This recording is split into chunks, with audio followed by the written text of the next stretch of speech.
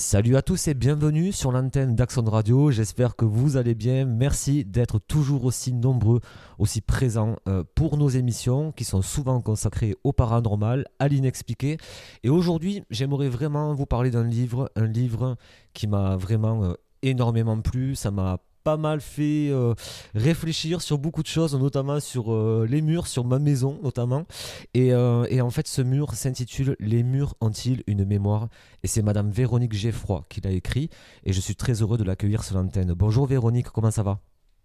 Bonjour, ça va, merci de m'accueillir. Ben écoutez, c'est un réel plaisir. Ça fait plusieurs fois que vous passez sur Axon Radio. Pour votre dernier livre, c'était Les Invisibles de Fougeray. Tout à fait. C'était une très très belle interview et le podcast a cartonné. En tout cas, vous avez été très nombreux à l'écouter. On va parler donc de votre dernier livre. On va parler ensuite aussi d'un coffret que vous avez sorti. C'est À la mémoire de nos murs, c'est ça, il me semble. Je crois Non, que c'est c'est ça. à la rencontre de nos mémoires. À la C'est un rencontre de oracle. nos mémoires, excusez-moi. Un très Pas joli grave. coffret voilà, avec des cartes à l'intérieur. Enfin, on va tout vous expliquer. Et ensuite, on fera un petit bilan des phénomènes paranormaux qui se sont produits au cours de l'année 2023 au château de Fougeray. Puisque je suis venu à Fougeray, j'ai vécu pas mal de choses et on va en discuter à la fin de l'interview. Donc, Véronique, pour les personnes qui vous ne connaissent pas, vous êtes historienne à la base Tout à fait. et vous êtes la propriétaire du célèbre château de Fougeray. Vous avez sorti un premier livre il y a maintenant quelques mois de ça, qui s'intitule Les Invisibles de Fougeray, qui a cartonné. Et là, vous êtes revenu avec un deuxième livre qui s'intitule Les murs ont-ils une mémoire? Témoignage extraordinaire. Et c'est aux éditions Guy Trédaniel. Donc ce livre est vraiment étonnant. Moi, je l'ai lu vraiment avec grand plaisir. Et ma première question, Véronique, c'est la suivante. Est-ce que vous pouvez nous raconter ce qui vous a inspiré à écrire ce livre et quelle a été votre motivation? Alors, en fait, je voulais faire le distinguo déjà entre les phénomènes de hantise et les phénomènes de mémoire des murs. Parce que je me suis toujours intéressée aux maisons, aux habitations, aux châteaux. Ça m'a toujours interpellée en fait, et je me suis tout le temps dite que finalement, quand on vit dans un endroit, alors ça peut être 6 mois ou 20 ans, euh, cet endroit s'imprègne de nous. Alors déjà, on y pose notre patte avec la décoration, etc. On vit des émotions à l'intérieur. Et quelque part, ça crée des ambiances. Et c'est vrai qu'il y a des maisons qui ont de bonnes ambiances, d'autres moins. Des fois, on a du mal à l'expliquer. Et, en fait, ce concept, cette idée de mémoire des murs m'a vraiment interpellée. Je me dis, mais en fait, ça n'a rien à voir avec les phénomènes dit de hantise. Il n'y a pas forcément d'esprit qui se promène dans une maison qui a une forte mémoire. Et je dis, on est tous responsables de cette mémoire, en fait. Et je me dis, mais en fait, c'est un phénomène qui, quelque part, touche tout le monde, parce qu'on est tous créateurs, quelque part, de cette mémoire. Et durant mon enquête, je me suis rendu compte, après, qu'il y avait en effet des maisons à maladie, des maisons à divorce, des maisons à bonheur aussi. Et finalement, ça dépend de la destination de la maison, ça dépend de ses matériaux, ça dépend de plein de choses. Et pour moi, une maison, c'est un peu l'extension de nous-mêmes. On n'arrive pas dans une maison par hasard. Alors, c'est vrai que ça, c'est une idée que j'avais dans la tête depuis longtemps. Alors, c'est vrai que vous parlez de nos maisons comme étant, dans le livre, hein, vous citez cette expression, comme étant des caisses de résonance de nos mémoires. Est-ce que vous pouvez Oui. expliquer ce concept? Bah, en fait, si vous voulez, je pense que, alors, quand on arrive dans une maison, déjà, on n'y arrive pas par hasard, hein. Moi, ça fait longtemps que je crois plus au hasard. Mhm. Ça fait partie quelque part d'un fil conducteur de notre vie. Donc, on arrive dans un lieu, on va y déposer quelque part inconsciemment, attention, hein, nos sentiments, nos émotions, etc. Et c'est vrai que alors pour les maisons anciennes, de famille en famille, quelque part, ça devient en effet des caisses de résonance, dans le sens où en fait c'est un endroit fermé où toutes ces émotions se sont accumulées. Les murs ont fait comme des bandes magnétiques, elles ont enregistré toutes ces émotions, tout ce vécu. Et à un moment donné, bah, c'est vrai que ça crée, oui, ça finit par résonner par rapport aux vies des gens, ça résonne en nous par rapport aux vies des gens qui viennent, et ça a une interaction enfin, il y a une interaction entre les familles, en tout cas, et les maisons qu'elles habitent.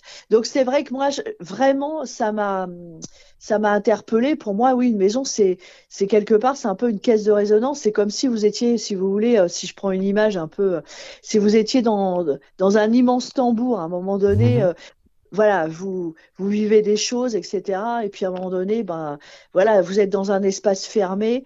Euh, c'est vrai que tout, quelque part, tout est énergie, etc. Et au niveau vibratoire, votre maison va plus ou moins bien sonner par rapport à ce que tout le monde y a déposé dans cette maison. Donc c'est vrai que les maisons sont des caisses de résonance. Alors pour les maisons anciennes, les gens me disent ouais, mais les maisons anciennes, c'est facile à expliquer. Parce que si pendant plusieurs siècles ou plusieurs décennies, bon, les familles sont passées, c'est logique. Mais pour les maisons neuves, comment t'expliques ça, qu'il y a des maisons neuves où les choses se passent plus ou moins bien? Ben là, je pense qu'il faut remonter en fait à l'ambiance du chantier, il faut remonter aux matériaux.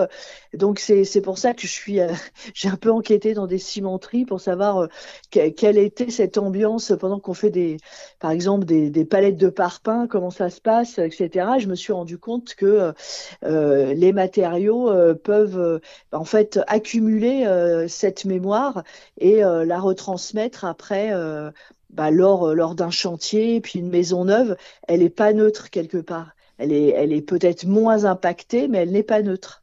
Alors, dans votre livre, donc vous avez enquêté, mais dans votre livre, vous partagez aussi des témoignages et des histoires. Oui, Alors, vous dévoilez aussi un peu dans ce livre, puisque si on a lu Les Invisibles de Fougeray, là, vous parlez vraiment de votre histoire de famille, tout ça. Là, vous parlez de votre jeunesse, de ce que vous avez vécu. Donc, j'invite les auditeurs à lire votre livre, parce que bon, il y a des récurrences qui vont se passer, que vous allez comprendre plus tard.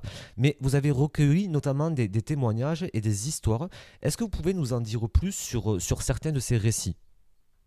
alors, moi, en fait, ce qui m'a intéressé, quand j'ai demandé justement des témoignages, ce qui m'a intéressé déjà, c'est de voir justement les choses répétitives comme ça. Les gens me disaient, oui, j'ai appris après que... alors, c'est vrai que ça, c'est intéressant. Que je me disais, j'ai appris après que ce qui m'était arrivé était déjà arrivé au propriétaire d'avant, etc. Ça, je me suis dit, ouais, mais là, on tient vraiment des pistes, en fait. Par exemple...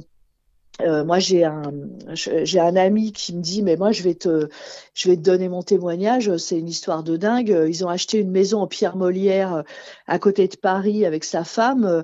Dans la maison, dans le couple, ça s'est super mal passé. C'était une belle maison, un pavillon un peu bourgeois, etc. Dans le couple, ça s'est passé de plus en plus mal. Ils ont fini par divorcer et vendre la maison. Et le couple précédent leur avait dit qu'ils vendaient la maison parce qu'ils étaient mutés ailleurs.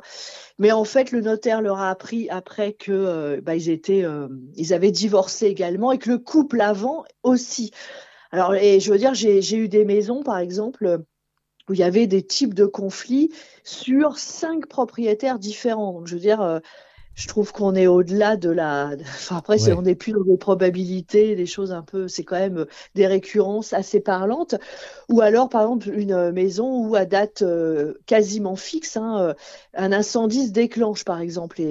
Et la jeune femme qui m'a parlé de ça me dit la dernière fois, ils ont failli perdre leur maison. Elle était vraiment angoissée, elle comprenait pas pourquoi. Et en fait, la maison a été construite sur un ancien bûcher cathare dans le Midi. D'accord. Donc, elle a compris après que, voilà. Alors, c'est vrai que là, en conscientisant les choses, quelque part, c'est comme si elle avait coupé le truc parce qu'après, ça ne s'est plus reproduit.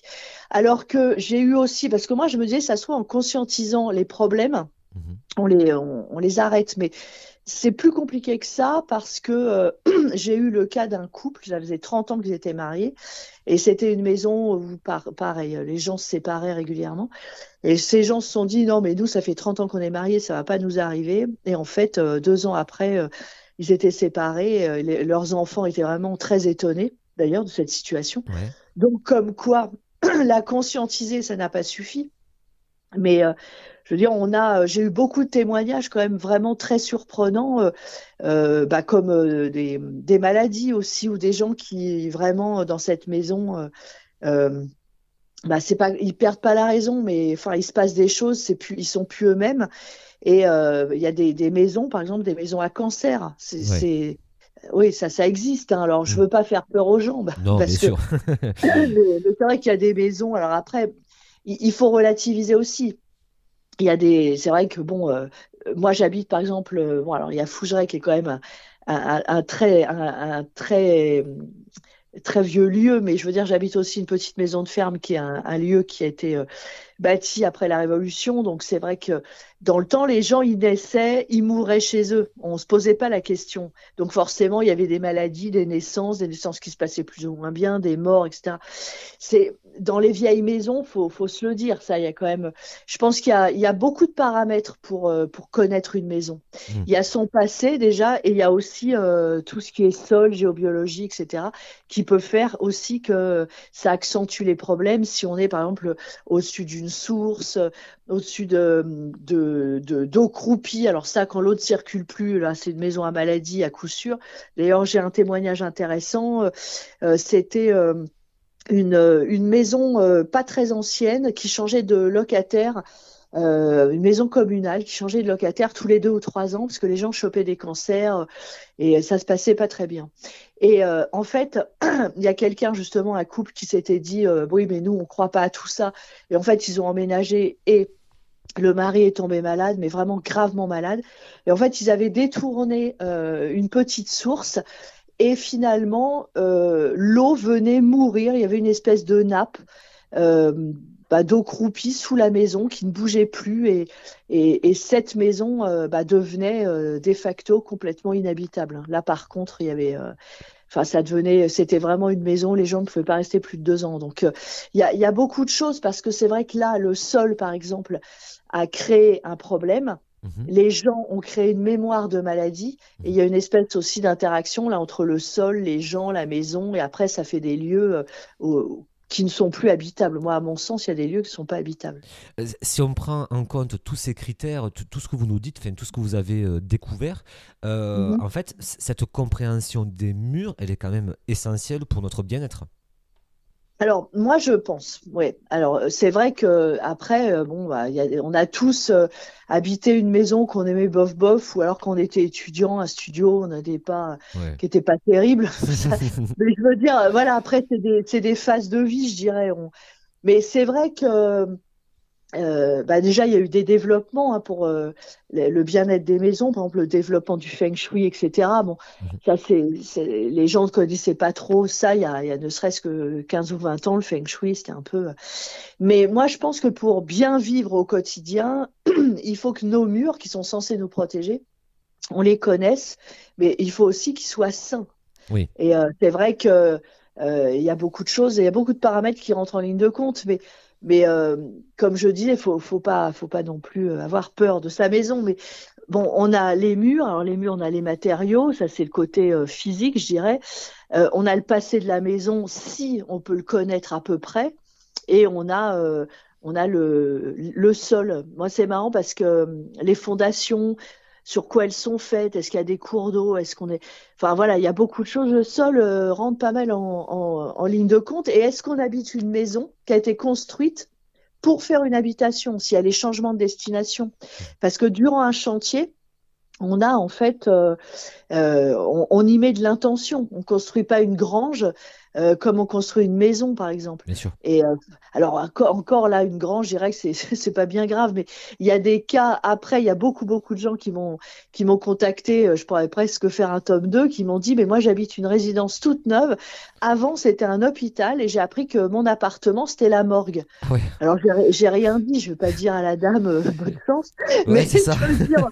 C'est pas, voilà, il y a forcément parce que c'est pas parce qu'on détruit un endroit que la mémoire n'est plus là. La mémoire, ça meurt pas comme ça. Il y a quand même des endroits un petit peu plus compliqués que d'autres, je dirais. C'est vrai que je pense qu'il faut savoir. C'est important de savoir. où on met les pieds parce que on y passe beaucoup de temps dans sa maison, on y dort, donc on lâche complètement prise, on est quelque part vulnérable. Et puis une maison, c'est censé nous protéger, c'est pas censé nous créer des problèmes. C'est vrai que c'est un lieu où on n'est pas censé se sentir en insécurité, entre guillemets. Tout à fait. Donc voilà, Tout c'est à vrai qu'on fait. baisse un petit peu à la garde. Véronique, est-ce que vous pensez que les murs portent également des mémoires collectives qui sont liées à l'histoire d'une région ou d'une communauté? Ah oui, oui, bien sûr. Ah, ça, j'en suis certaine. C'est pour ça que j'ai parlé du mur de Berlin et du mur des Lamentations Mhm. à Jérusalem, parce que je pense que, en fait, déjà, la mémoire collective, ça existe. Faut pas croire, hein, même si, par exemple, on se dit qu'on s'intéresse pas à l'histoire ou que, bon, bref, tout ça, ça nous est égal. Bon, c'est vrai que les jeunes actuellement, il paraît qu'ils ont moins de notions historiques qu'avant parce que bon, ils y passent peut-être moins de temps en classe, j'en sais rien, mais et c'est vrai qu'on a quand même tous un impact inconscient de ce qui s'est passé précédemment, de l'histoire, etc. Ça, c'est vraiment une mémoire collective. Il y a les commémorations aussi. On est tous passés, je sais pas, dans un village. On a tous traversé un village lors d'une commémoration, chose comme ça. Et ça crée en fait, oui, quelque part des énergies collectives de mémoire, etc. Je veux dire, même si les jeunes actuellement, ils ont moins de notion de date parce que l'histoire, ils s'en moquent un peu, mais je veux dire, bon, ils savent tous qu'on a eu une première guerre mondiale, une deuxième guerre mondiale, enfin, etc. Et je pense que on est impacté, pas forcément consciemment, hein, ça peut être inconscient, par l'histoire du pays dans lequel on vit. Ouais. Par exemple, moi, il y avait un historien qui est mort il n'y a pas très longtemps que j'aimais bien Mhm. et que j'avais pas mal étudié à la fac, qui parlait justement d'un inconscient collectif comme ça, et qui disait que nous, actuellement en France, on est encore très impacté par l'inconscient collectif de la Révolution française Mhm. et qu'on n'en est pas encore sorti. Et moi, je pense qu'il a vraiment raison. Et certains culpabilisent de la décapitation de Louis XVI, d'autres culpabilisent de tout ce qui a pu se passer avec la terreur, etc. Mais qu'on est encore très impacté par des grands mouvements comme ça, des choses qui vraiment ont marqué Mhm. et qui ont créé des changements, etc. Et c'est vrai que je pense qu'il y a un inconscient collectif vraiment à propos de l'histoire et même si on dit consciemment que non, je pense qu'on est quand même impacté par tout ça. Et je veux dire, les gens qui vont, par exemple, le mur de Berlin, c'est évident qu'il est très impacté par un inconscient collectif terrible. D'ailleurs, il y a eu beaucoup de drames autour de ce mur. C'est quand même un mur qui a coupé un pays, qui a coupé des familles. Il y a eu beaucoup de gens fusillés. Enfin, c'est vraiment. Donc là, c'est évident qu'il est terriblement impacté. Cet espace est terriblement impacté.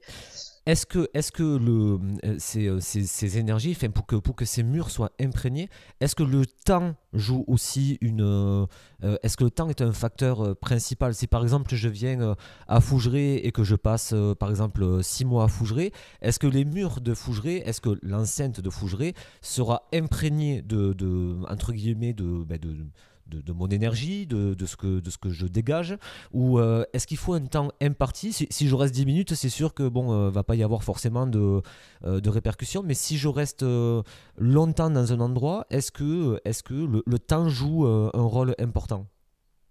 Alors, ça, c'est une question que je me suis posée et j'ai demandé à un ami géobiologue, Mhm. Stéphane Cuchy. Pour lui, si on reste un minimum de 7 jours dans une maison, ça suffit. D'accord. 7 jours, c'est rien Oui, c'est pour, pas, euh, c'est pas grand-chose. pour impacter un lieu. Alors après, c'est pareil. Pour impacter un lieu, il faut que pendant 7 jours, il se soit passé des choses fortes en bien ou en mal. Mhm. Mais sinon, je veux dire, je pense pas qu'on impacte un lieu si pendant ces 7 jours, vous êtes par exemple en vacances, vous louez une semaine une villa au bord de la mer. Je veux dire, s'il se passe rien de terrible, bah, tant mieux pour vous, mais il n'y aura pas d'impact avec le lieu. Mhm. Pour qu'il y ait un impact avec le lieu, il faut quand même que enfin des émotions fortes, voilà, qu'on ait des émotions fortes dues à des vrais événements, des choses qui nous ont marqués, etc. Sinon, il n'y a pas mais il n'y a pas d'impact. Mais il paraît que oui, 7 jours suffisent. 7 jours. Ouais. Euh, Par rapport au rituel de purification, j'aimerais vous poser la question suivante. Est-ce qu'il existe des rituels ou des pratiques pour purifier l'énergie des murs? Alors, c'est c'est un peu compliqué parce que on peut toujours faire des rituels, oui, on peut toujours faire brûler de la sauge, des choses comme ça, mais Ouais. ça, je dirais que c'est plus pour, enfin, moi, je le fais à Fougeray, par exemple, parce que ça, c'est plus pour des lieux hantés, en fait. Mhm. Quelque part, quand il y a des esprits dans une maison, on peut communiquer avec déjà, alors qu'une mémoire, on peut pas communiquer avec. Mhm. Et c'est vrai que dans les lieux hantés, il paraît que ça change le taux vibratoire, la sauge, etc. Et bon, bah, il y a des esprits que ça pourrait faire partir. Je mets tout au conditionnel, hein. Oui, oui. La mémoire des murs, c'est différent. Moi, je pense que c'est compliqué on peut toujours, oui, faire brûler de la sauge. Je dirais ça, il n'y a pas de problème. Mais je veux dire, si par exemple vous êtes sur un terrain qui est pas top, bah vous pouvez faire ce que vous voulez. Ça va être compliqué de remédier aux soucis parce que dans le temps, avant de construire une maison, si vous voulez, il y avait tout le temps le sourcier d'un village qui passait, pardon, avec sa baguette de sourcier, avec sa baguette de coudrier, et disait bah construis-la là plutôt que là. Enfin, il y avait des vrais conseils. Là aujourd'hui, quand on construit des maisons, bah, c'est les promoteurs, c'est l'argent qui prime. On s'en fout d'ailleurs. Dès qu'il y a des soucis d'inondation, c'est tout le temps les maisons neuves qui sont sous l'eau souvent, hein. Mais je veux dire, bon, on s'en fout maintenant, tout ça, on fait plus attention. Donc c'est vrai que enfin, l'état d'esprit est complètement différent. Donc déjà, si ça vient du sol, c'est compliqué. Après, moi, très franchement, souvent, je me disais, bon, allez, il suffit de conscientiser les choses. Mhm. Et voilà, c'est un peu comme une psychanalyse. On remonte à la surface tout ce qui est non dit, tout ce qui est. Et ça devrait guérir un peu. Mais ça devrait. Moi, j'avoue que on me pose souvent la question, mais c'est compliqué c'est vraiment compliqué de savoir comment remédier à un problème de mémoire. Euh, Moi, je pense que ça passe quand même par une conscientisation des choses. Un dialogue avec ces murs, j'en sais rien, je vois pas trop, je me vois pas trop forcément parler aux murs, mais je veux dire, euh, et connaître l'histoire de sa maison, déjà, c'est un premier pas. Euh, et puis, mais c'est vrai que j'ai pas de remède miracle. Après, il y a des géobiologues qui font de la géoponcture, c'est-à-dire ils font de l'acupuncture sur le terrain de la maison. D'accord. Alors, voilà, il y a des techniques comme ça après qui sont vraiment très techniques et à faire par des spécialistes. La géoponcture, c'est vraiment très précis. C'est comme de l'acupuncture, mais sur le terrain, autour de la maison, etc., pour calmer les ambiances de conflit, les mémoires un peu Un peu problématiques. problématique. Outre la mémoire des murs, enfin, outre les murs, pensez-vous que les objets dans nos maisons portent également des mémoires? Ah oui, oui, ça j'en suis certaine. Alors, les objets, en fait, c'est marrant parce que moi j'ai eu le cas à Fougeray sur deux objets précis. Mhm. Et là, c'était plus qu'une mémoire, c'était quelqu'un, enfin un esprit qui était encore accroché à cet objet. Alors, j'ai un portrait et j'ai une boîte funéraire. Alors, le portrait, bah, c'est le fameux portrait de Louis Nestor. Mhm. Moi, c'est un portrait que j'ai acheté en vide-grenier. Donc, je l'ai ramené parce qu'il était beau et que je collectionne les vieilles photos des soldats de la Première Guerre mondiale. Mhm. Et, euh, et en fait, j'ai ramené ce portrait et j'ai fait un jour une séance de spiritisme et Louis Nestor, pardon, Louis Nestor est arrivé et il m'a dit, je m'appelle Louis Nestor, je suis né, mort à 20 ans dans les tranchées. Et je lui dis, mais vous êtes né, vous avez vécu dans la région, à Fougeray? Il me dit, non, je suis là parce que vous avez mon portrait. Et c'est vrai que de temps en temps, il se manifeste et il est vraiment accroché à son portrait. Donc lui, je l'ai ramené. Bon, lui, il est plutôt gentil. On a discuté de pas mal de choses ensemble. Bon, ça, c'est la différence, je dirais, entre une mémoire et une hantise, parce que Ouais. quelque part, c'est un esprit qui est accroché à...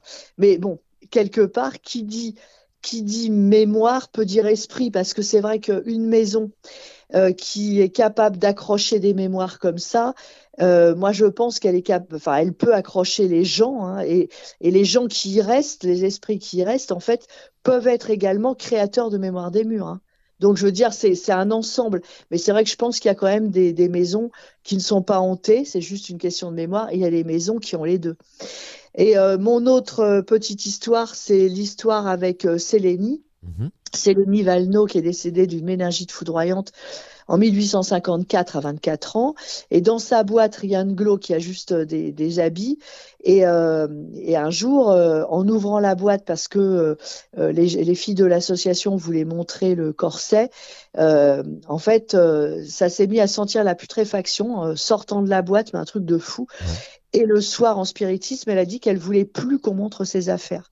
Et l'année dernière, au mois de février, il y a un an pile, on faisait de la Ouija avec une journaliste. Je lui ai expliqué comment ça marchait, etc. Sélénie est venue sur la planche et elle a dit, faites attention aux mythes. Et sur le coup, j'ai pas compris. Et en fait, sa boîte était bourrée de mythes et était en train de faire des trous dans ses habits. Donc, on les a enlevés. Alors, en fait, c'est QFD. Elle est toujours, elle, accrochée à sa boîte, à ses affaires personnelles, en tout cas depuis 1854. Mhm. Mais c'est vrai que c'est la même chose que pour Louis Nestor.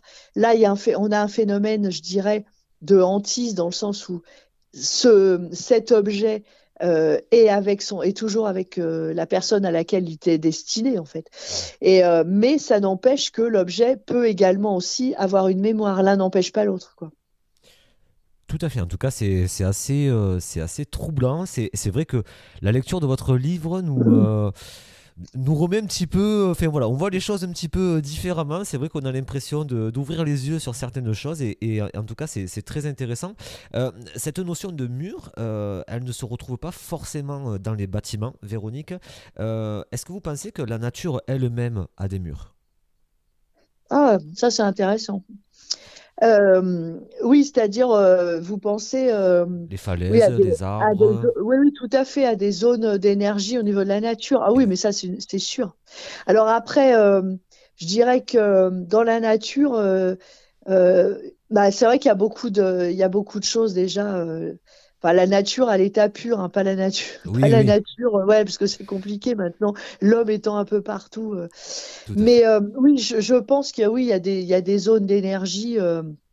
Et il peut y avoir, à la limite, quasiment des murs invisibles, vous voyez ce que je veux dire? Ouais. Au niveau de certaines zones d'énergie qui pourrait y avoir, comme par exemple, alors il y a des zones très connues pour ça, alors la forêt de Brocéliande, etc. Bon, alors moi, il y a une question que je me pose, par contre, par rapport à à tous ces lieux, qui à la base sont quand même des lieux très, très énergétiques, c'est bah, le fait qu'il y ait beaucoup de visiteurs. Mhm. Est-ce que, bah oui, est-ce que ça va pas finir par poser un problème? Vous voyez ce que je veux dire Ouais. quand, bah oui, ça c'est, parce que c'est pas anodin, hein, parce que tous les gens qui viennent dans ces lieux-là, quelque part, ils viennent avec l'intention quelque part d'en prendre quelque chose. Mhm. Alors, c'est pas malveillant, hein, Bien sûr. l'intention, mais d'en prendre un peu d'énergie, vous voyez ce que je veux dire? Ils veulent quelque part en ramener quelque chose de ces lieux. Mhm. Et c'est vrai que moi, je pense qu'à la longue, ça pourrait peut-être poser un problème. C'est comme une question qu'on m'a souvent posée. Versailles, bon, c'est des millions de visiteurs par an. Mhm. Euh, Quid de la mémoire des murs, là? Ouais. Ah oui, parce que c'est évident qu'à Versailles, de la mémoire des murs, avec tout ce qui s'y est passé, Ouais, c'est vrai que ça. et ben là, le problème, c'est qu'est-ce qu'elle n'est pas lavée et surlavée et même essorée, quoi, parce que quelque part, je veux dire, les gens, ils y vont tous avec l'intention consciente ou inconsciente, hein, d'ailleurs, hein, Mhm. parce que s'imprégner comme ça des vieux châteaux, donc des vieilles mémoires, des choses, etc. Donc c'est vrai que euh, c'est les lieux, je dirais. Extrêmement visités comme ça avec des intentions d'en retirer quelque chose, d'en ramener quelque chose, de ressentir quelque chose. Je sais pas la langue ce que ça pourrait donner. Et au niveau de la nature, c'est peut-être la même chose en fait. Je veux dire, parce qu'il y a des lieux, oui, il y a des lieux, c'est évident au niveau naturel, qui sont certainement extrêmement forts. Ça, c'est sûr. Au niveau des murs et de la créativité, je me suis posé la question suivante. Il y a certains artistes qui peignent des fresques murales. Est-ce que vous pensez que cela peut ajouter une dimension supplémentaire à l'énergie d'un lieu? Alors oui, parce que par exemple, c'est ce qui s'est fait, par exemple sur le mur de Berlin, etc. Mhm. Alors en fait, c'est marrant parce que taguer, non, peindre à la bombe, il y a des mecs qui font des trucs extraordinaires, mais euh, repeindre des vieux murs, par exemple, ou des choses comme ça, enfin des vieux murs, souvent c'est des murs en béton d'ailleurs, Mhm. mais je veux dire, c'est quelque part s'approprier un espace, c'est lui redonner une nouvelle énergie, les gens vont le voir différemment, et c'est vrai que il va y avoir un impact terrible parce que la vision des gens qui vont passer devant le mur va être différente. Mhm. Donc le mur va recevoir quelque part des énergies différentes. Ça lui redonne une naissance quelque part un Ouais. petit peu. C'est un truc. Moi, je pense que oui, ça peut avoir un impact. De toute façon, tout ce qu'on fait a un impact. C'est tout ce qu'on fait a une conséquence. Par exemple, vous faites, par exemple, je sais pas, imaginez 10 maisons pareilles, des maisons neuves, 10 maisons strictement pareilles. Mhm. Et vous dites à 10 personnes différentes, tu rentres dans une maison, tu la décores comme tu veux, tu fais ce que tu veux, budget illimité, on imagine. Ouais. Les 10 maisons seront différentes, forcément. Je veux dire, Mm. on prend 10 personnalités différentes, les 10 maisons sont différentes. Et les 10 maisons, l'ambiance va être différente. Elles vont être impactées différemment, les maisons. Et la mémoire déposée, l'intention, tout ça va être complètement différente. Tout ce qu'on fait, je veux dire, a des conséquences. D'abord, les couleurs, il y a un taux vibratoire, il y a une fréquence des couleurs. Et, les couleurs, la façon de placer des objets La à des endroits décoration. précis, la décoration, l'intention qu'on y met. Est-ce que ça va être une déco un peu fun, colorée? Est-ce que ça va être tout blanc, style hôpital ou loft, minimaliste? Est-ce que ça va être surchargé? Tout ça, en fait, c'est notre inconscient qui s'exprime et qui fait rejaillir de la mémoire sur les murs. Alors évidemment, quand on décore, on n'a pas toute cette dimension là tout de suite. On est plongé dans le décor, la couleur, on choisit, on s'imagine comment ça va être, etc. Mais c'est pas anodin. Je veux dire, voilà, ça crée. Ça crée une identité de la maison, parce qu'une mémoire, c'est une identité aussi. Ça crée une identité de la maison, mais c'est notre identité, en fait, qui s'y met quelque part. Donc, je veux dire, voilà, c'est pour ça que entre nos murs et nous, il y a un vrai lien, il y a une espèce de cordon ombilical même. Et est-ce que vous pensez que, à l'inverse, est-ce que vous pensez que les murs peuvent aussi nourrir la créativité? Oui, moi, je pense que des murs positifs, des murs qui sont, si la personne est, est bien et vibre comme les murs qu'elle habite, Mhm. je pense que oui, il peut y avoir des maisons, des murs, ou pas forcément des maisons, des murs, des appartes, bref, qui nous tirent vers le haut, bien sûr. Je veux dire, tout, là, c'est vrai que nous, on s'est surtout attardé, je dirais, sur quelques maisons à problème parce que c'est vrai que les problèmes nous marquent plus dans la vie et Bien qu'on sûr. a plus tendance à ressasser les problèmes que les choses bien. Mais Bien sûr, je oui. veux dire, C'est on humain. a aussi des maisons qui nous aident. Je pense on a des bonnes maisons. Puis on a tous connu une maison quand on rentre chez soi, on souffle, on est content, on est chez soi, quoi. On enlève nos pompes, tout ce qui nous gêne. on s'affale et clac, on est tranquille, quoi. Et là, on respire, on lâche prise. On a tous connu ça, un truc. Je veux dire, c'est voilà, nos maisons, bien sûr, elles peuvent nous tirer vers le haut, nous protéger. Une maison. De toute façon, dans l'inconscient, la maison, c'est la maman, c'est l'utérus de la mère. Mhm. Oui, c'est la Donc, représentation de. oui, oui. Oui, ça peut être en fait une maison avec. Ça peut être un catalyseur en fait pour l'imagination, pour. Ah, tout à fait, bien sûr. Voilà. Oui, bien sûr. Et pour. Ah, Oui, oui, je allez-y. sais pas qui, je sais pas ce qu'elle est devenue, la maison de Dali à Figueras, mais je crois que c'est un musée maintenant. Enfin, je dis malheureusement, non, c'est bien que ce soit un musée, mais parce que quelqu'un qui va qui rachète une maison de ce type, vous imaginez un Ah peu ouais. les énergies de dingue, c'est Ouais, ouais. extraordinaire. Ouais, ça va être assez spécial quand même, j'avoue. Pour continuer sur, il nous reste deux petites dernières questions concernant le livre. C'est passionnant et on pourrait en parler pendant des heures, mais il me reste deux questions, Véronique. C'est notamment une question concernant le futur des murs. Pour vous, quelle est votre vision du futur des murs par rapport à la C'est-à-dire, par rapport alors en fait si vous voulez par rapport au fait qu'on puisse en découvrir davantage sur les murs par rapport à la technologie, à tout ce qui va pouvoir nous permettre de lire en fait la mémoire des murs. Est-ce que vous pensez que d'ici quelques années, quelques décennies, nous aurons une nouvelle vision de ces énergies, de ces mémoires de murs? ah, alors, pour moi, je suis pas sûre de ça parce que il n'y a aucune vraiment technologie aujourd'hui prouvée scientifiquement qui puisse mesurer, par exemple, le taux vibratoire d'une maison. On parle d'unités bovis, Mhm. mais les unités bovis, c'est absolument pas reconnu par la science, hein. C'est un gars qui vient avec une pendule et puis une planchette avec ses unités. Alors il dit, bon, là c'est trop bas, c'est pathogène, là c'est trop élevé, c'est pathogène, faut que ça soit au milieu. Bon, il dit ça, mais la géobiologie, par exemple, c'est une science. Enfin, c'est une science. C'est pas vraiment une science, mais je veux dire, par contre, empiriquement, on sait que ça marche. Ouais, On sait pas comment, mais ça marche. Après, le problème de la science, c'est pas que ça marche, si vous voulez, c'est que pour qu'on puisse dire que c'est une science, il faut que ça marche, ok, mais pourquoi? C'est-à-dire on déroule tout le processus qui fasse qu'on puisse prendre des mesures et qu'on puisse comprendre le pourquoi du comment.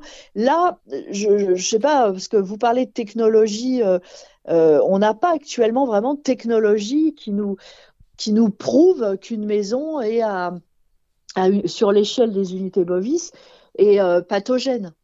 Ça se fait, hein, on peut faire venir un sourcier ou un mec qui va penduler et qui va vous dire, bah là, votre maison est pathogène et moi je suis sûre que le mec sera sincère et que de toute façon il aura raison. Mais même si empiriquement ça va se révéler être exact, c'est pas vraiment une science, c'est une vraie technologie parce qu'on va pas pouvoir expliquer pourquoi le gars, je veux dire, avec sa baguette de coudrier ou son pendule, pour les scientifiques, il passe pour un rigolo. Enfin, ouais, vous voyez ce que je veux dire? c'est clair. Ouais, ouais, le problème est là. Après, les murs, le futur des murs, moi, je sais que je m'intéresse depuis toute petite aux constructions en général.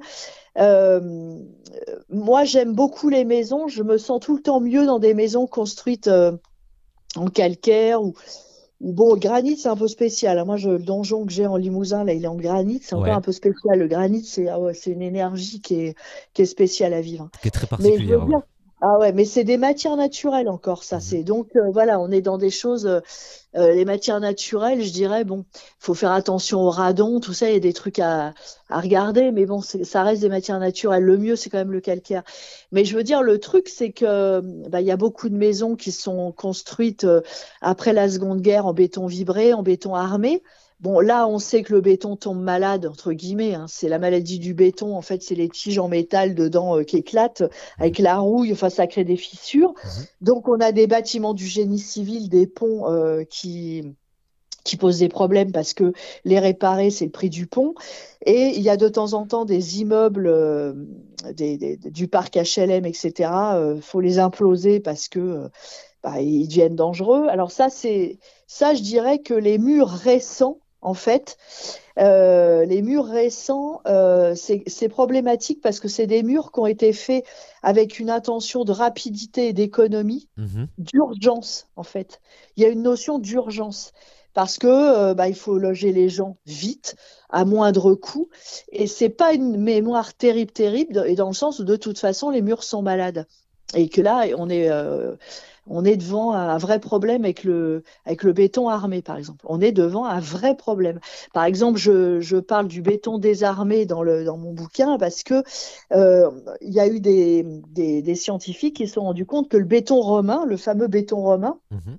alors vous savez que les constructions romaines qui ont 2000 ans, elles sont en meilleur état que certains immeubles qui en ont Ah 60. oui, oui, elles tiennent toujours, oui, aux intempéries. C'est un béton, en fait, vivant qui est capable de s'adapter à l'hygrométrie. Par exemple, quand il pleut, il gonfle légèrement, donc il n'y a pas trop de fissures. Il se rétracte intelligemment quand il fait trop chaud, il y a moins de problèmes dans des vieilles maisons que dans des maisons neuves d'ailleurs. Enfin, etc. Donc je veux dire, tout ça, ça a été fait avec le temps. Le temps n'était pas un ennemi dans les constructions avant, si vous voulez. Là, aujourd'hui, le temps, c'est un ennemi. Il faut faire vite. Le temps, c'est de l'argent aujourd'hui. Donc, voilà, le C'est ça. problème est là.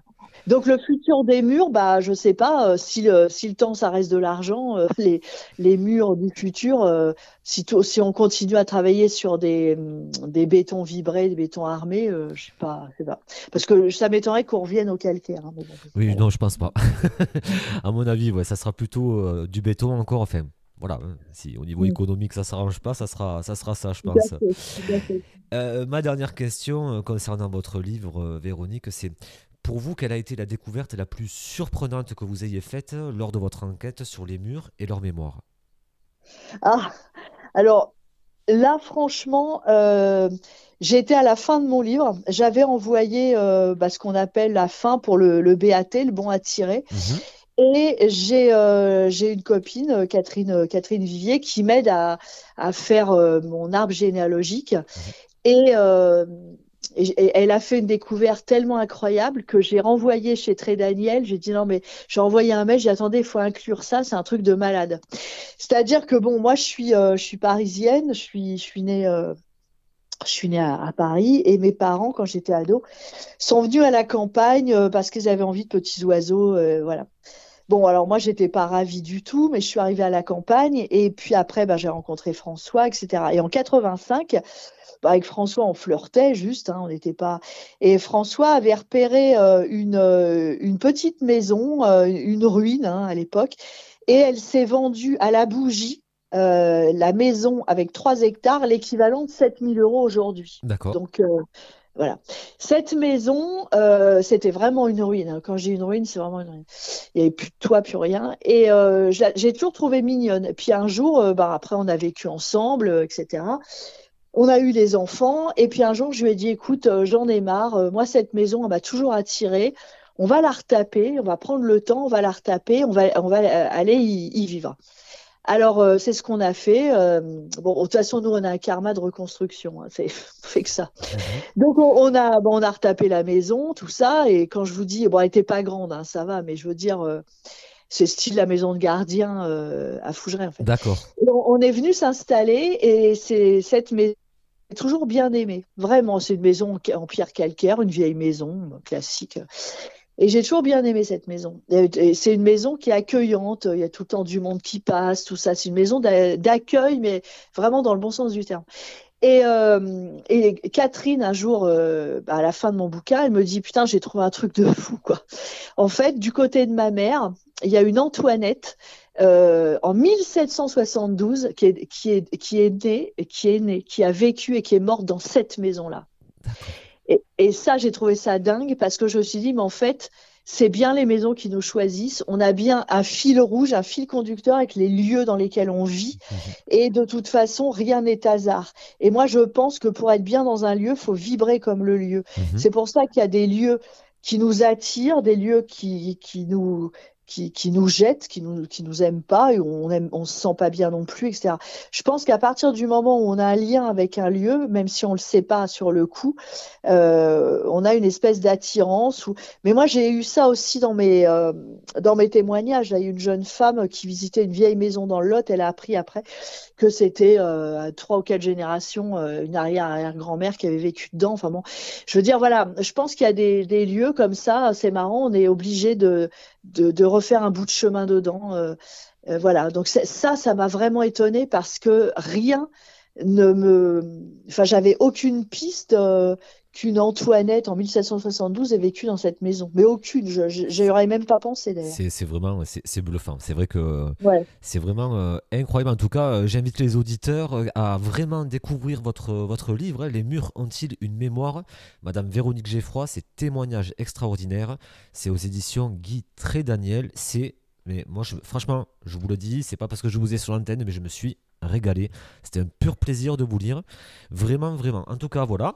Vous pouvez vous procurer le livre partout, hein, sur Amazon. Moi, je l'ai pris sur Amazon. Alors, je sais qu'il ne faut pas trop parler d'Amazon, mais, mais bon, c'est le plus rapide. Et puis, voilà, moi, je l'ai eu par là. Donc, n'hésitez pas à vous le procurer. Mais votre actualité, Véronique, c'est pas uniquement votre livre, c'est aussi un projet que vous avez eu, que vous avez concrétisé, et c'est la rencontre de nos mémoires cartes oracle avec Christelle Dubois. Est-ce que vous pouvez nous parler de ce projet qui s'est concrétisé? Alors, il y a une dizaine d'années, parce que Christelle, on se connaît depuis une dizaine d'années. Alors, Christelle Dubois, qui est une médium vraiment extraordinaire. Euh, En fait, on s'était dit, ça serait bien qu'on fasse un oracle avec les gens de Fougeray, avec les ressentis, tout ce qui a été vécu à Fougeray. Un jour, on a pris le temps de le faire, de se poser, de le faire, parce qu'on a rencontré alors Adeline qui nous a fait des super photos. Ah, les clichés sont Ah magnifiques. oui, Adeline Quinzel, oui. Et donc, alors finalement, on s'est réunis toutes les trois plusieurs fois et on s'est dit, bah voilà, alors par exemple, on va faire une photo avec le meneur, c'est dans le bureau de Félix. Voilà, on a pris plusieurs personnages, plusieurs thématiques. On a pris Alice aussi, etc. Alors, on a des amis qui venaient poser bénévolement pour nous et tout. Là, par contre, il y a vraiment de la bonne humeur, de la créativité et des Mhm. rires dans ce jeu, hein. Ça s'est vraiment fait. C'est marrant, ça s'est fait en fait en jouant, comme un jeu. Donc, vous voyez ce que je veux dire? Ouais, Donc, ouais. avec vraiment bonne humeur, tout ça. Si ça allait, c'était bien. Enfin, on s'est pas pris la tête, en fait. Et ce côté-là, c'est vachement agréable.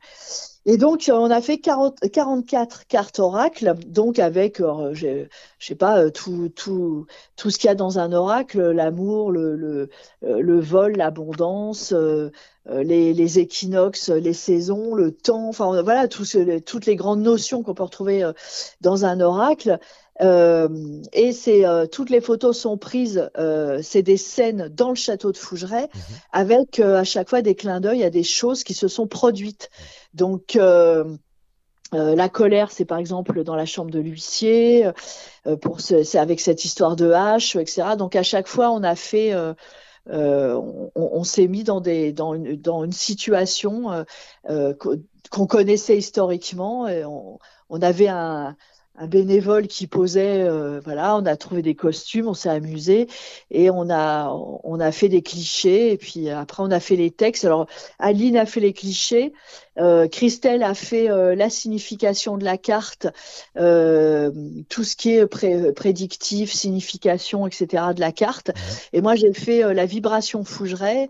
Alors vibration Fougeray, j'ai fait par carte comment Fougeray vibrait par rapport à cet événement et ce que les entités vous disent par rapport à ça. Par exemple, je sais pas, par rapport Félix, j'ai parlé beaucoup de ses soucis par rapport à l'argent et puis à ses amours difficiles, etc. Enfin, à chaque fois, on s'est raccroché à l'histoire du lieu.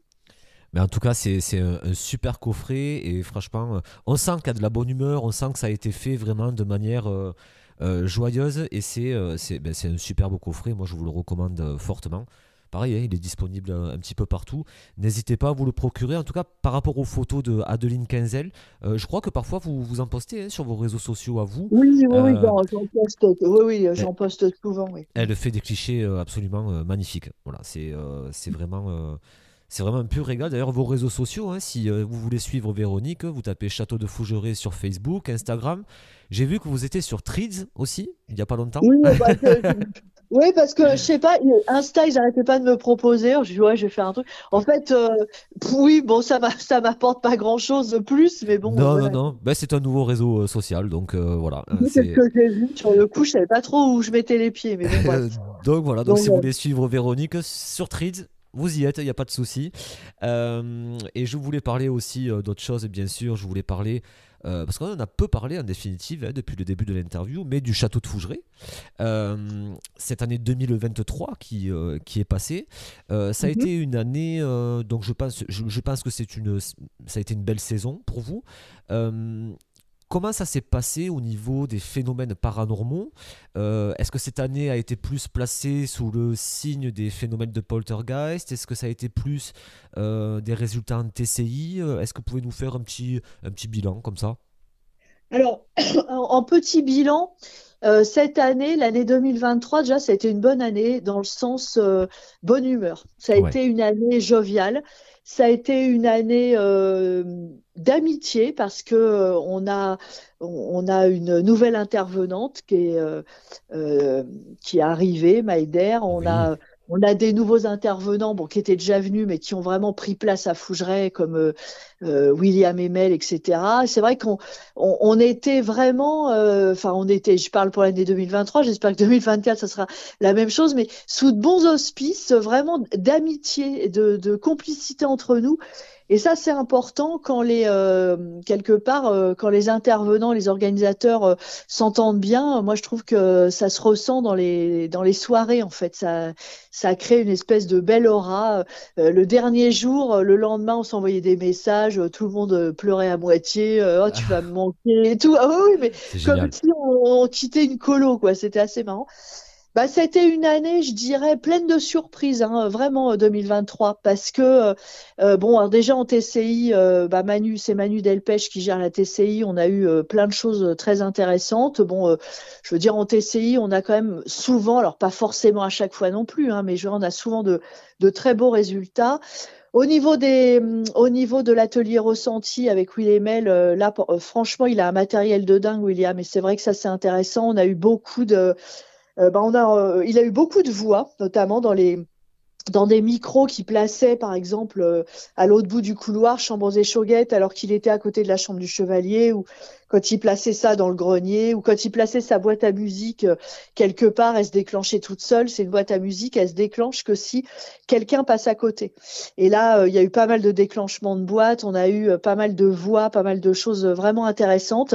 Mais je dirais que c'est le clou du truc. Alors, on a eu quelques phénomènes de déplacement d'objets, on a eu vraiment des choses intéressantes. Et au niveau spiritisme aussi, on a eu beaucoup de messages hyper cohérents, de bons conseils, bienveillants et tout. J'ai trouvé que c'était très positif comme année. Et à la fin, on a eu le clou du truc. Ça m'a fait rire, enfin rire jaune, mais pour Noël, on a fait des soirées réveillon de Noël. Et il y a une soirée réveillon de Noël, c'était Maïder qui était à la Ouija. Et il y avait une dame qui, à la Ouija, en fait, bah, était un petit peu dans le déni et puis voulait pas trop recevoir les messages. Elle disait non, mais je vois pas qui c'est, machin. Enfin, à chaque fois, bon, il y a des gens comme ça, ils ont un peu peur de recevoir. Alors bon, ils sont un peu dans le déni, mais bon, ça c'est pas grave. Et Maïder ainsi dit mais si, il y a vraiment quelqu'un là, faut vraiment que je vous délivre le message parce que c'est vrai que si on délivre pas le message, la personne ne s'en va pas. Enfin, l'esprit est mécontent. Enfin, ça, c'est frustrant aussi pour eux. Ils se cassent ils se cassent vraiment la nénette à venir donner un message. Et vraiment, la fille ne voulait pas. Et c'était un message venant d'une grand-mère début 20e ou d'une arrière-grand-mère début 20e. Et il y a alors ça, tout le monde l'a vu, hein, là par contre. Il y a un tableau, un portrait ovale qui était au-dessus d'une porte. Juste avant, il y a eu 3 coups dans la porte que Claudie a très bien entendu dans son atelier. Mhm. Il y a eu 3 coups dans la porte. Le tableau a valdingué dans la pièce. Et sur le tableau, il y avait marqué le nom de la dame et il y avait marqué 1910. Donc, et c'était la date de la dame qui voulait passer absolument un message, bref, et qui n'était pas contente. Donc, D'accord. voilà. Alors, moi, je n'étais pas très contente non plus dans le coup parce qu'il a fallu que je répare. D'ailleurs, ça s'est fait avant-hier. Il a fallu que je répare le cadre et tout ça. Ouais. Mais tout ça pour dire que, voilà, tout ça, c'est extrêmement cohérent. Et moi, tous les messages que j'ai, que ce soit en spiritisme ou même les messages qu'on a en déplacement d'objets, bah, franchement, il y a une cohérence derrière ça. C'est jamais comme ça. C'est pas n'importe quoi, je veux dire, voilà. Ah, je confirme, puisque quand je suis venu donc au mois d'octobre dernier, c'était la troisième fois que je venais au château de Fougeray et j'ai eu le plaisir de vous rencontrer à nouveau. D'ailleurs, j'ai fait une séance de Ouija avec vous et Maïda. Et en fait, il y a eu, comme vous le dites, en fait, il y a eu une cohérence entre tous les ateliers, c'est-à-dire qu'on a eu des informations qui se complétaient entre chaque atelier. Je précise bien que les intervenants ne se parlent pas entre eux à la fin de chaque atelier. Donc ça, c'est clair, net et précis. Et j'en profite aussi pour passer, bien sûr, le bonjour à tous les intervenants parce que tout le monde a été extrêmement sympathique et on s'est vraiment senti comme dans une petite famille. Et il y a un intervenant vraiment que je ne connaissais pas, hein, je l'ai découvert au château de Fougeray, euh, c'est Aaron Vial, voilà, le médium. Oui, Aaron. Alors Ah, Aaron, c'est vrai que je l'ai pas cité, mais Aaron, bah, comme il est à Nice, c'est vrai qu'il est venu 2 fois. Il est venu, enfin, je dirais que 2 fois, oui, à Fougeray cet été. Oui, Aaron, c'est vrai que les gens ont beaucoup apprécié sa médiumnité, puisqu'en fait, il fait du contact défunt. Vraiment avec grande précision et oui oui ça a été c'est vrai que les gens ont vraiment apprécié son atelier. Alors Aaron, il est très très demandé, il fait beaucoup de conférences. Donc moi j'ai eu le plaisir de l'avoir que 2 fois en 2023. Là cette année, j'espère aussi l'avoir 2 fois, on verra selon. Mais c'est vrai que oui, il est venu en juillet.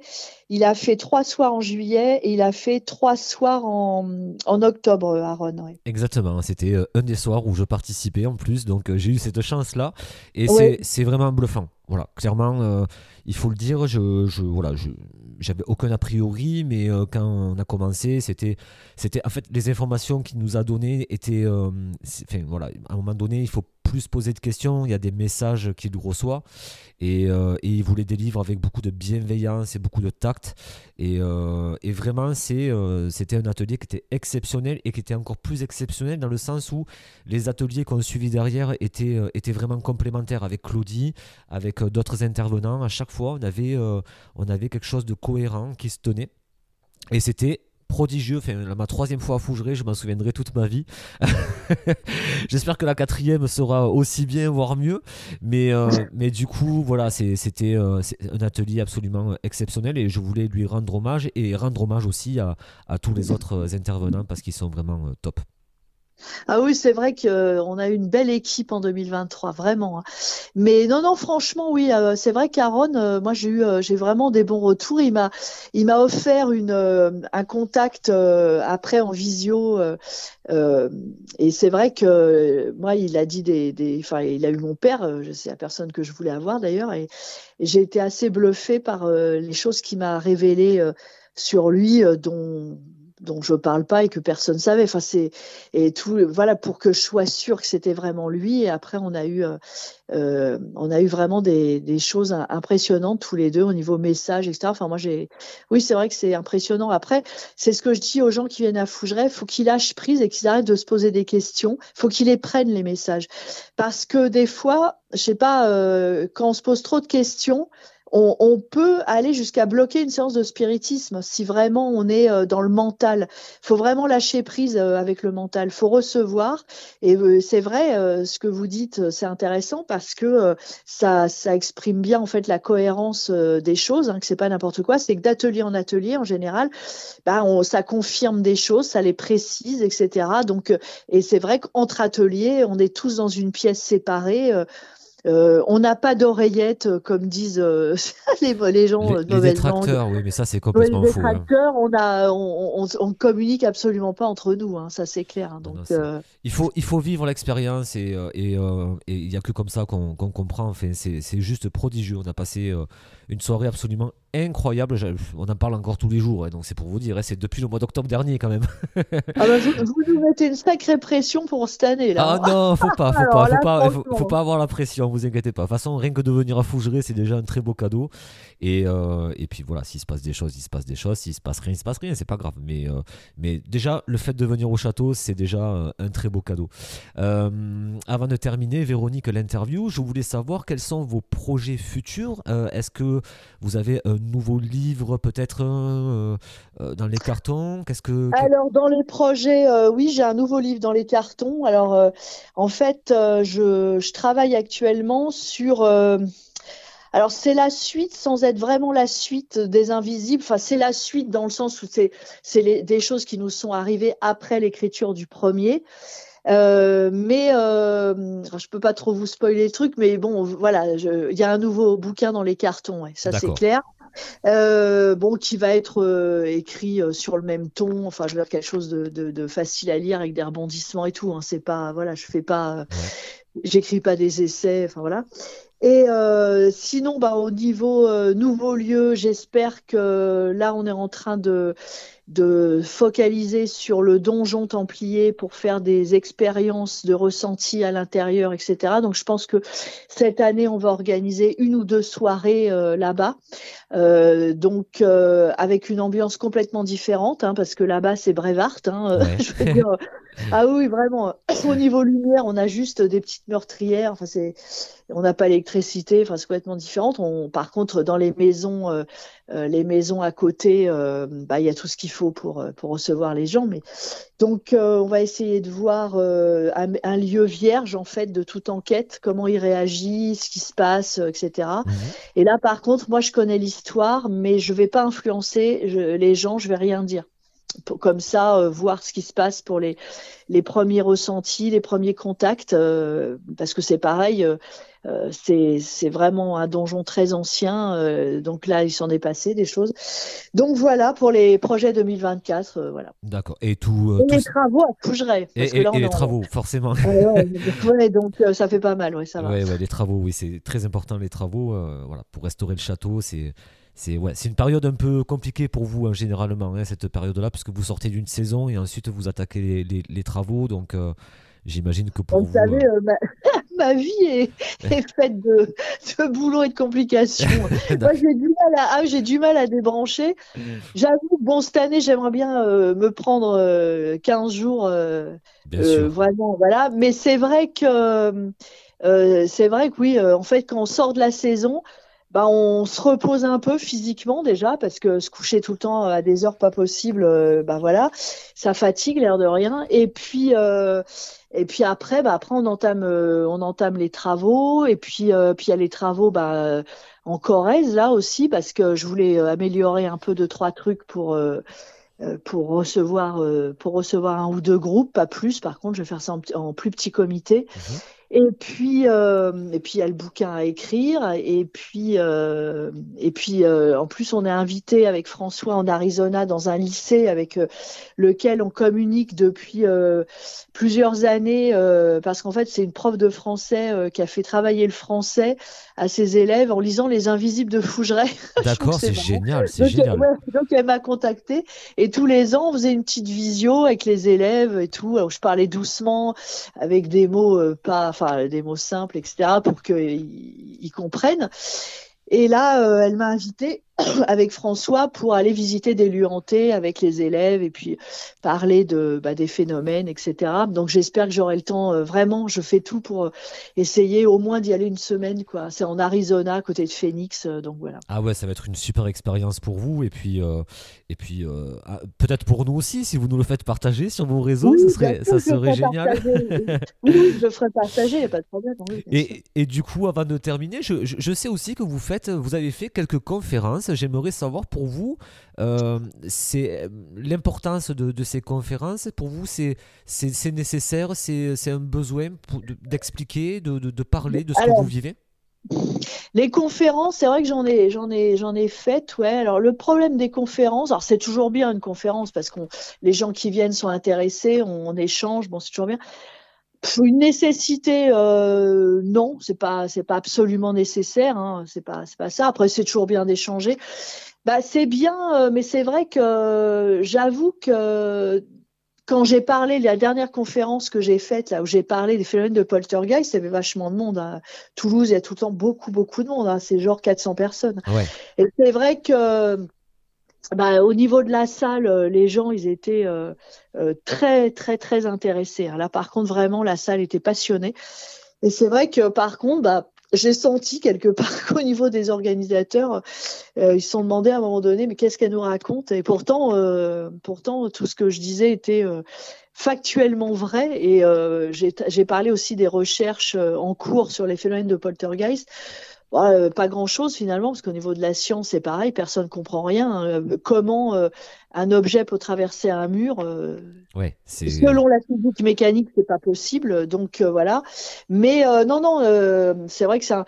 Mais je pense quand même que les conférences, ce qui serait bien, c'est que euh, bah, j'en fasse, oui, il faudrait dans des lieux, que j'en fasse dans des lieux un petit peu, je sais pas, moi, à la limite, pourquoi pas en organiser de temps en temps à Fougeray, enfin dans des lieux comme ça, Mhm. un peu, parce que c'est vrai que bah, nous, à chaque fois, c'est super loin et tout. Alors après, des fois, c'est très bien, des fois, ça dépend de la motivation de tout le monde. Je dirais. Mais bon, c'est toujours bien d'échanger avec le public sur ces sujets, parce que de toute façon, s'ils viennent, c'est qu'ils se posent des questions déjà. Ça, c'est sûr. Et qui s'ouvre au sujet, qui s'intéresse, et c'est Et toujours. qui s'ouvre au sujet, alors là, je vais dire un truc, euh, je vais pas me faire des amis, mais les gens s'ouvrent au sujet, certaines personnes s'ouvrent au sujet, oui, bien sûr, parce que s'ils viennent. Mais moi, j'ai trouvé que, bah, bizarrement, il y avait beaucoup de médiums qui ne s'ouvraient pas au sujet et qui carrément se fermaient au truc. Parce que, alors, je parle pas d'Aaron, hein, Bien sûr, ni de Christelle, parce qu'elle sait. bien Mais je sûr. veux dire, le truc, c'est qu'il y a des médiums qui m'ont dit, oh non, mais tout ça, c'est du bas astral. Ce que vous vivez, c'est pas normal. Je vois pas pourquoi on en parle, etc., etc. Alors bon, si on commence à se dire ça et qu'on parle pas parce que c'est le bas astral, pour moi c'est grave. Mais enfin, je veux dire, c'est de l'obscurantisme. Après, on Ouais, parle pas, complètement. on doit pas en parler, c'est un tabou, c'est de l'obscurantisme. Mais je veux dire, il y a beaucoup de médiums qui, moi, m'ont un peu chambré, entre guillemets, parce que aussi on faisait du spiritisme. Mais moi, je suis désolée, mais le spiritisme, d'abord, c'est une vieille technique qui a fait ses preuves, hein, parce que on a des choses extrêmement cohérentes et elles, les médiums, Will, quand ils ont quelqu'un directement, qui sont en phase avec un défunt et qui l'ont en direct, ils passent des messages, etc. Bon, parce que moi, il me dit, ouais, mais toi, tu peux te faire tromper. Mais pourquoi elle pourrait pas se faire tromper par un esprit malicieux ou bon, bref, Exactement. je vois. Ben oui. Mais bien Alors, sûr. en fait, j'ai l'impression qu'il y a un peu une bagarre qui s'instaure parce que certains médiums, j'ai l'impression qu'ils ont peur qu'on leur bouffe leur gagne-pain, j'en sais rien, mais ça m'énerve parce que bah, il y a plein de choses intéressantes à découvrir encore, des messages passés par des guides, par des anges, par des esprits, etc. Et avec des techniques, je dirais, qui malheureusement sont accessibles à tous. Parce que je me suis demandé si on décriait pas la Ouija, le guéridon, etc. Parce que justement, c'était des techniques accessibles à beaucoup de personnes, alors que tout le monde n'est pas médium, par contre. Alors, moi, j'ai été des fois, j'étais un peu dubitative avec une espèce de mentalité de recherche à deux vitesses. C'est-à-dire, on fait de la recherche, on parle sur des sujets, on crée des trucs, mais si jamais on parle trop de quelque chose qui dérange, faut pas trop en parler. Alors, si dans ce milieu on commence à faire ça, ça va être compliqué, Oui, hein. ça va être compliqué, oui, d'évoquer les sujets. En tout cas, moi, pour ma part, pour faire souvent des séances de Ouija, par exemple, je sais que en matière de protection, on fait ce qu'il faut, on fait avec des bonnes intentions, on fait pas n'importe comment, bien sûr, hein, il y a toujours des façons de faire. Donc, et on a toujours eu des messages très positifs, on a toujours eu des choses intéressantes, on a toujours eu, enfin voilà, et on n'a pas d'a priori. Après, on est prudent, mais par contre, on ne s'interdit pas d'en parler et puis on déconseille pas d'en faire. Enfin voilà, tout simplement, faut être ouvert d'esprit. Et voilà. Et je pense que le cinéma, comme vous l'avez évoqué à plusieurs reprises, a eu une très mauvaise influence Ah oui, oui. sur Ah, l'esprit ça c'est clair. collectif, quoi. Oui, oui, ah, ça c'est sûr. Là, par contre, on a vraiment eu l'image d'un truc démoniaque. C'est Enfin, ça. c'était vraiment.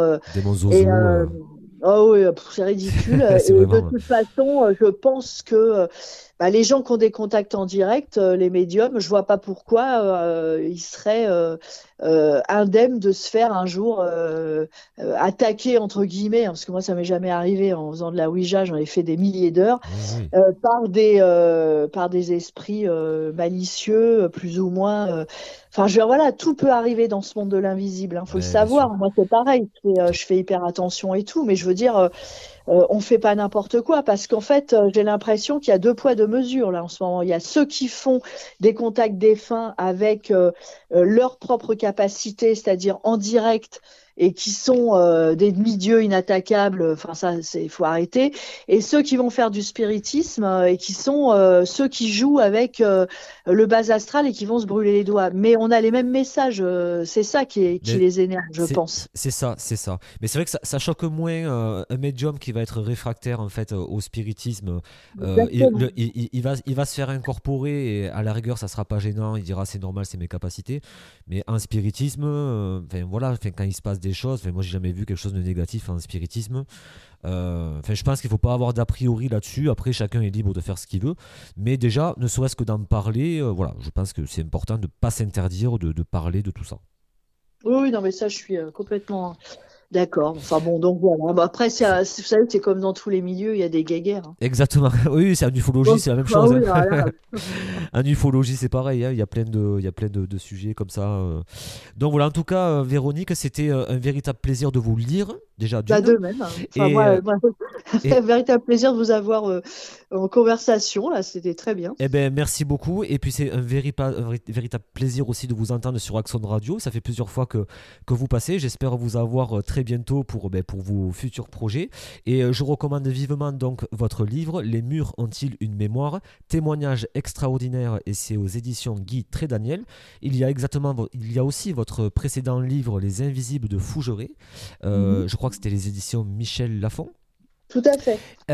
Et ensuite, il y a la rencontre de nos mémoires, les cartes oracles, avec Christelle Dubois, vous-même, et les photos d'Adeline Quinzel. D'adeline. Voilà. Mm. Mm. Que vous pouvez retrouver aussi sur toutes les bonnes boutiques, dont Amazon. Bah, Donc ouais, voilà. c'est vrai que c'est bien pratique Amazon, Ouais, c'est ouais. bien commode. Vous Bah, commandez, vous oui, l'avez le lendemain. Donc bon, je fais pas de pub, hein, je suis c'est pas clair. sponsorisé par Amazon, mais voilà.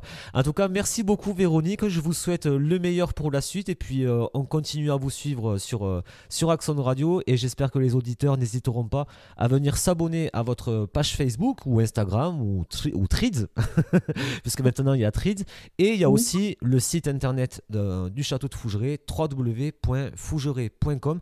N'hésitez pas, vous avez des rediffs d'émissions concernant le château de Fougeray, des interviews, et vous avez peut-être aussi, je crois, la possibilité d'avoir des informations sur le château, et même de réserver quand c'est le moment, je crois, directement Non, sur non, le site. il y a rien pour réserver, Ah, il justement, n'y a les rien gens pour râlent. réserver. Voilà, Ah, les j'ai gens dit ils des râlent. bêtises. Ouais, Dé- non, mais c'est pas, je suis pas si organisée que ça, en fait. D'accord. Bah alors, vous allez sur le site de Fougeray, vous avez tout, les informations sur Ouais, le c'est un château, bon les mail. émissions. Et après, pour réserver, je crois que on vous contacte Par mail. directement par mail. Ouais, Voilà, voilà. très bien. Voilà. Eh bien, écoutez, merci beaucoup. Je vous dis à très bientôt, Véronique. Et Ben, merci à vous. un grand merci. Et je remercie les auditeurs d'avoir écouté cette émission qui sera bien sûr disponible en podcast un petit peu partout sur Deezer, sur Spotify, sur Google Podcast et sur le site axonradio.com. Je vous remercie d'avoir écouté. Je vous dis à très bientôt sur Axon Radio. Ciao.